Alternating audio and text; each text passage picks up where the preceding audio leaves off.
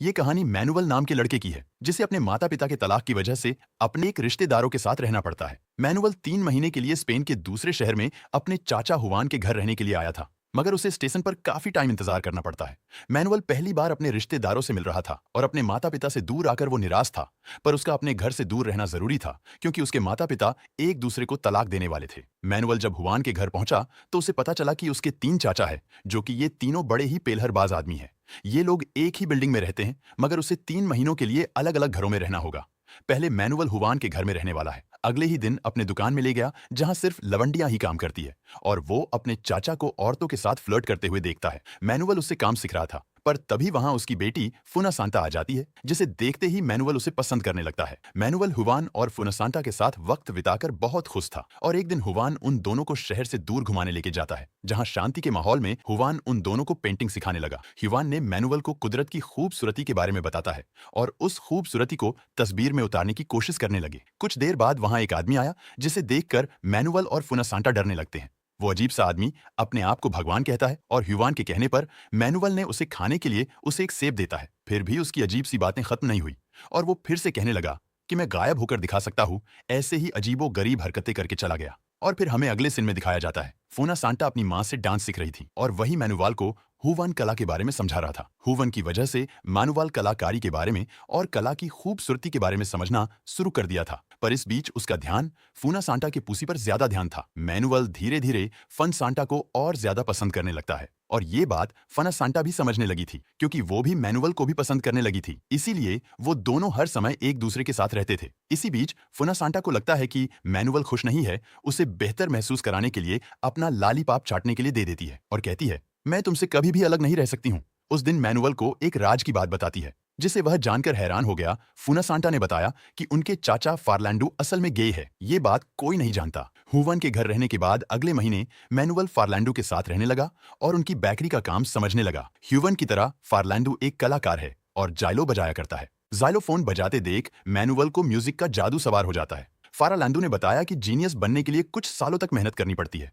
अगर एक दिन भी मेहनत में कोई कमी रह जाएगी तो म्यूजिक हमारा साथ छोड़ देती है। फारालांडो का अफेयर उसके असिस्टेंट पेलू के साथ चल रहा था और ये बात मैनुअल जानता था। फारालांडो की पत्नी बीएड्रेस इस बात से नाराज थी। उसका पति काम पे ध्यान नहीं देता है, पर फारालांडो का कहना था कि ये काम उसे खुशी नहीं देता, सिर्फ पेलो से खुशी मिलती है। एक दिन उसका असिस्टेंट पेलू ने बताया कि मेरी शादी होने वाली है, इसलिए फार्लैंडो को छोड़ना होगा। उन दोनों के बीच हो रही सारी बातें मैनुअल और फुनसांता सुन रहे थे। पेलू के जाने से लैंडू का दिल टूट जाता है और अपनी जान देने की कोशिश की, पर वो ऐसा कर नहीं पाया। उस शाम जब मैनुअल बी एड्रेस के कमरे में आया तो उससे पूछने लगी कि बी एड्रेस उसे खूबसूरत लगती है या नहीं। मैनुअल से अजीबो गरीब बातें पूछने लगती है। तब मैनुअल ने फारालैंडो और पेलू के बारे में उसे बता देता है। इस अफेयर के बारे में जानकर बी एड्रेस मैनुअल से इस अफेयर को राज रखने का वादा करने के लिए कहती है और फारालैंडो से नाराज होने की बजाय बी एड्रेस उसे संभालने लगी, जिसके बाद उसे बेहतर महसूस कराने की कोशिश भी करती है। मैनुअल एक नई दुनिया देख रहा था और इस दुनिया में उसे फुनसांता के साथ खुशी मिल रही थी। उस दिन अचानक उन्हें 2 अनजान लोगों को छत पर आते देखा। तब फुनसांता ने बताया कि वो अमेलियो की बेटी लोली और उसका बॉयफ्रेंड है जो गाजा लेकर वहां से भागा है। फुनसांता को तब कुछ नजर आया और वो कहने लगी कि मेरे घर में कुछ गलत हो रहा है। घर की ओर जाने पर उन्हें पता चला कि फारालांडो की मौत हो गई है। हर कोई परेशान था, मगर उन सबसे ज्यादा परेशान बी एड्रेस थी। उसने बताया कि अचानक से जमीन पर गिर पड़े और उसकी मौत ही गई। हुवान और उसके बड़े भाई अमेलियो ने फारालांडो को जमीन पर बेहोश देखा।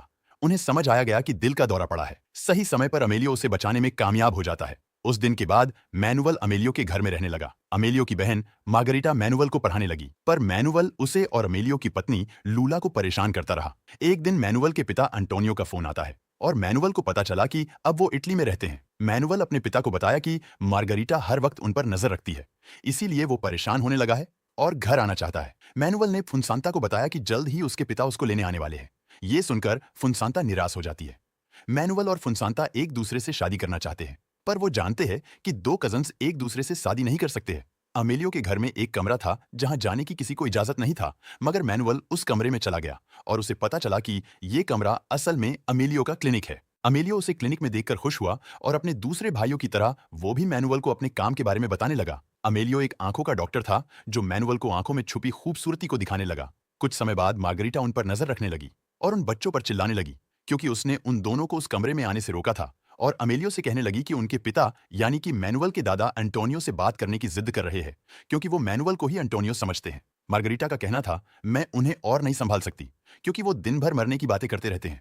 अमेलियो जानता था कि उनके पिता मैनुअल से बात करके अच्छा महसूस करेंगे, इसीलिए उसने मैनुअल को अपने पिता के पास भेज देता है। मैनुअल के दादा कहने लगे कि दुनिया खत्म होने वाली है और इसीलिए दुनिया खत्म होने से पहले दुनिया देख लेनी चाहिए। फुनसांता के अलावा किसी को भी मैनुअल के दादा की बातें समझ नहीं आती थी और फिर ये कहने लगे, घर में कई सारे राज्य है और वो सारे राज परिवार को शर्मिंदा करती है और वो अपन खुद का राज बताने वाले थे, पर इन्होंने बताते हुए अपनी बात बताना भूल जाते हैं। जब उन्हें अपनी बात याद आती है तो उन्होंने बताया कि मैं वर्ल्ड वॉर का हिस्सा रह चुका हूँ। उस दौरान एक आदमी को बहुत बुरी तरह मारा था और उसे मारकर इसी घर के भीतर गाड़ दिया था। वो ये राज बताने के बाद ये कहने लगे कि उन्हें एक ऐसी जगह जाना है जहां वो सुकून की सांसें ले पाए। यही कहकर वो सो गए। कुछ देर बाद मैनुअल लॉडी आज समय बिताने लगा और वो ये सोचने लगा कि लोली खूबसूरत दिखने के लिए अपने चेहरे को पेंट क्यों कर रही है। जब मैनुअल उसे उसके बॉयफ्रेंड और गाजा के बारे में पूछा तो नाराज हो गई। अपने बॉयफ्रेंड और गाजा की बात राज रखने के लिए समझाकर वहां से चली जाती, मगर वो ये नहीं जानती थी कि उसका परिवार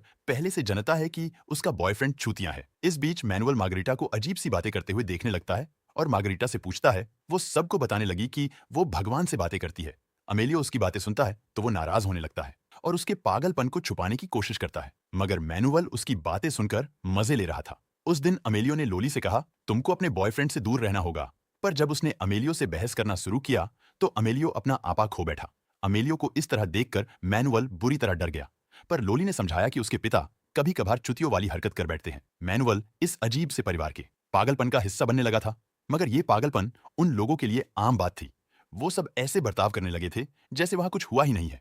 और अचानक अमेलियो के पिता उन्हें अकेलेपन के बारे में कविता सुनाने लगे। वो कविता उन्होंने मैनुअल के पिता अंटोनियो के लिए लिखी थी और कविता अमेलियो को अपने सामने देखकर उन्होंने बताया कि वो यहाँ उसके आने का इंतजार कर रहे थे। अल्जाइमर रोग की वजह से वो सब कुछ भूलने लगे और वो अपने घर का रास्ता भटक गए, इसलिए उस पार्क में आकर बैठ गए। फुनसांता ने कहा, वो जानती थी कि उसके दादा पेड़ पक्षियों से प्यार करते हैं, इसीलिए वो समझ गई थी कि वो इसी जगह उन्हें मिल जाएंगे। उस वक्त मैनुअल के दादा ने कहा, वो समुंदर देखना चाहते हैं क्योंकि वो सुकून की सांस वही ले पाएंगे, और मौत की बातें फिर से करने लगे। मगर अमेलियो ने कहा, जब तक मैं जिंदा हूं मैं अपने पिता को मारने नहीं दूंगा। अमेलियो ने वादा किया उन्हें समुंदर के पास ले जाएगा और ये सुनकर वो बहुत खुश हुए। घर जाते हुए अमेलियो के पिता एक और कहानी सुनाने लगे और ये कहानी सुनते सुनते ये सब लोग घर पहुंच गए और उस दोपहर उनकी समुद्र देखने की ख्वाहिश पूरी हुई और मैनुअल अपने पूरे परिवार के साथ बीच पर गया और पहली बार परिवार वाले बहुत खुश थे और उन सबको देखकर फुनसांता के दादा को सुकून मिल गया। सालों की सुकून की सांसें लेने की ख्वाहिश पूरी हुई और आखिरी ख्वाहिश पूरी होते ही उसी बीच पर मैनुअल के दादा की मौत हो गई। उस पूरे परिवार की तरह मैनुअल भी दादा की मौत की वजह से दुखी था, पर उस वक्त अंतिम संस्कार पर मैनुअल के माता पिता भी आ गए थे और तब मैनुअल को एहसास हुआ उसके माता पिता के अनेक बाद उसका और फुनसांता का रिश्ता हमेशा के लिए खत्म होने वाला है। वो आखिरी दिन था जब उन दोनों ने एक दूसरे को देखा, क्योंकि अंतिम संस्कार के बाद मैनुअल अपने माता पिता के साथ अपने घर लौट गया और मूवी यहीं पर समाप्त हो जाती है।